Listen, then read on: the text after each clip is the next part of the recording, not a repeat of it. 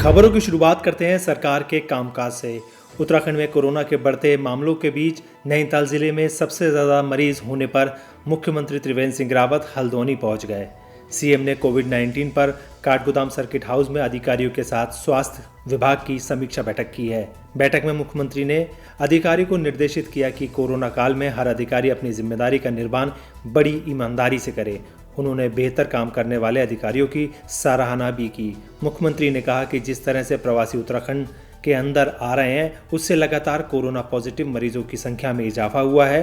प्रदेश में बीते दिनों सामने आए संक्रमित मरीजों से अधिकतर प्रवासी हैं, जिनके देखरेख स्वास्थ्य विभाग पूरी सुरक्षा के साथ कर रहा है। मुख्यमंत्री की माने तो सरकार द्वारा लगाए गए अनुमान के हिसाब से प्रदेश में इन दिनों कोविड-19 के संक्रमण का पहला चरण चल रहा है। बता दें कि प्रवासियों की प्रदेश वापसी के बीच सीएम त्रिवेंद्र सिंह ने प्रदेश में 25,000 कोरोना मरीज मिलने का अनुमान लगाया था। इसी को लेकर खुद सीएम भी चिंतित हैं। उन्होंने प्रदेशवासियों से कोरोना संक्रमण को रोकने के लिए अपील की है। मुख्यमंत्री ने कहा, भारत सरकार से कोरोना जांच के लिए लैब बढ़ाए जाने की बात की जा रही है, जिससे लैब टेस्टिंग बढ़ेगी तो कोरोना के जल्द ही रोकथाम होने की संभावना भी है।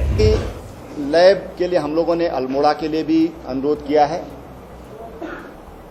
देहरादून में एक आईआईपी की सैंक्शन है, वो भी 29 तारीख से लगता है कि प्रारंभ हो जाएगी। हम डिमांड कर रहे हैं भारत सरकार से, आईसीएमआर से, जैसे जैसे, क्योंकि उसमें कई तरह की सुरक्षा की जरूरत होती है, वो सुरक्षा के और एहतियात बहुत जरूरी है।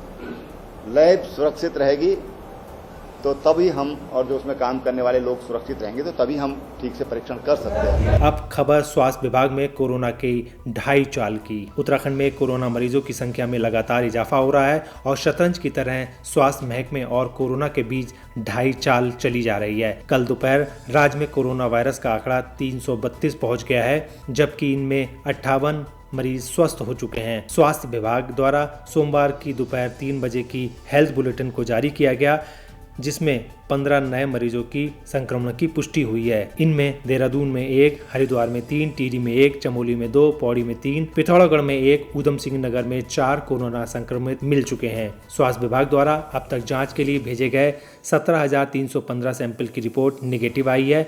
वहीं 3,522 सैंपल की रिपोर्ट आना अभी बाकी है।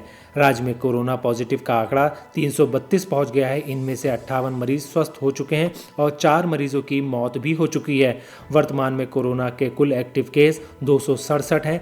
आज मिले सभी मरीजों की ट्रैवल हिस्ट्री बाहर से आए हुए प्रवासियों की ही बताई जा रही है। अब खबर विपक्ष और राजनीति की।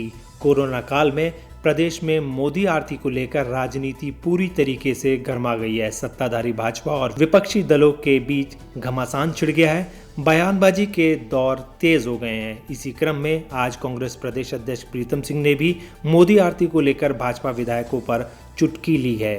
प्रीतम सिंह ने कहा, सरकार में मंत्री और विधायक मोदी चालीसा कर रहे हैं। उन्होंने कहा, हनुमान जी को दरकिनार करके मोदी चालीसा का पाठ हो रहा है। उन्होंने ये भी कहा, मोदी चालीसा का पाठ पढ़कर मंत्री पद मुख्यमंत्री की ओर देख रहे हैं और विधायक मंत्री बनना चाहते हैं। उन्होंने कहा, मोदी चालीसा का पाठ करने के बजाय अगर इन मंत्री और विधायकों को जाना ही था तो मसूरी में हुए अग्निकांड के पीड़ितों का दर्द बांटने जाते, जहां कई परिवार बर्बाद हो चुके हैं, जिनके पास खाने तक को नहीं है। बता दें कि विगत अप्रैल 2020 को उत्तरकाशी के मसरी गांव में भीषण अग्निकांड से करीब 26 परिवारों का मकान और सामान जलकर खाक हो गया। हनुमान जी को दरकिनार करके जो है मोदी चालीसा का पाठ हो रहा है, और जब मोदी चालीसा का पाठ हो रहा तो उसमें जो मंत्री हैं वो मुख्यमंत्री बनना चाहते हैं, जो विधायक है वो मंत्री बनना चाहते हैं। तो स्वाभाविक बात है, जब गलती हिलने की स्थिति होती है तो फिर बाहर तो निकलना ही पड़ा। तो इसलिए निकल गए, श्रीनगर चले गए, हल्द्वानी चले गए, और कितने दिन जाएंगे भगवान ही जाने। अरे अगर जाना था तो वहाँ जाते मसरी में, जहाँ भयंकर अग्निकांड हुआ है, जहाँ 28 परिवार बिल्कुल जमींदो हो गए हैं, जिनके पास कोई जो है आज की तारीख में खाने की स्थिति नहीं है। अब खबर जनता जनार्दन और किसानों की परेशानी की। उत्तराखंड में गन्ना किसानों की दिक्कतें कम नहीं हो रही हैं।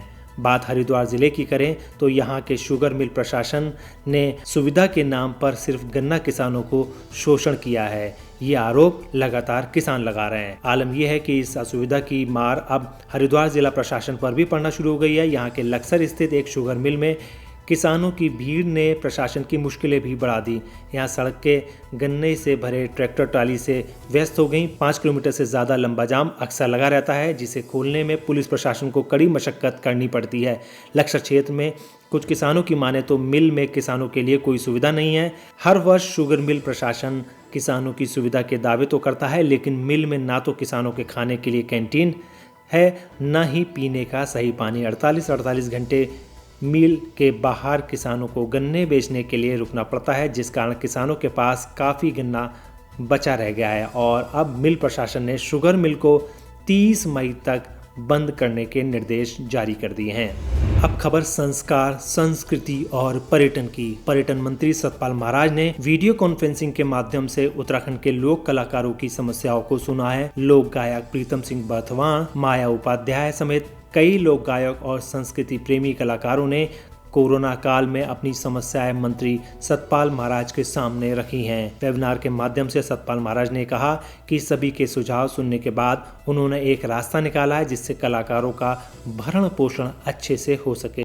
साथ ही वह कैसे अपनी कला का प्रदर्शन सार्वजनिक मंच पर कर सकें, इसके लिए कोई रास्ता निकाला जाना भी ज़रूरी है। महाराज ने कहा कि लॉकडाउन खत्म होने के बाद वह लोक कलाकारों को उनके मंचन और अभिनय के लिए उनकी कला को जल्द संस्कृति प्रेमियों के आगे रखेंगे।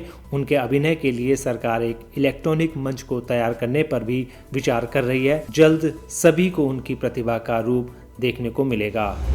हम लोक कलाकारों को मंचन के लिए, उनके अभिनय के लिए, उनके जो है आर्ट फॉर्म है, उसको ज़रूर हम जनता के आगे रखेंगे और उसके लिए हम रास्ता निकालेंगे। आज बहुत ही सुंदर माहौल के अंदर सबसे चर्चा हुई और लोगों ने आभार जताया कि सरकार को उनकी चिंता है और निश्चित रूप में हमें सभी लोक कलाकारों की चिंता है। हम उनके भविष्य के बारे में चिंता करते हैं, करते रहेंगे और उनके अभिनय के लिए हम एक बहुत सुंदर इलेक्ट्रॉनिक मंच ढूंढ रहे हैं। दोस्तों, हमारा ये वीडियो आपको कैसा लगा आप हमें कमेंट बॉक्स में ज़रूर बताइएगा। अगर आप इसको YouTube पर देख रहे हैं तो हमारे चैनल को सब्सक्राइब करिए। अगर आप Facebook पर देख रहे हैं तो हमारे चैनल को लाइक करिए और हमारे पेज को फॉलो करें। नमस्कार।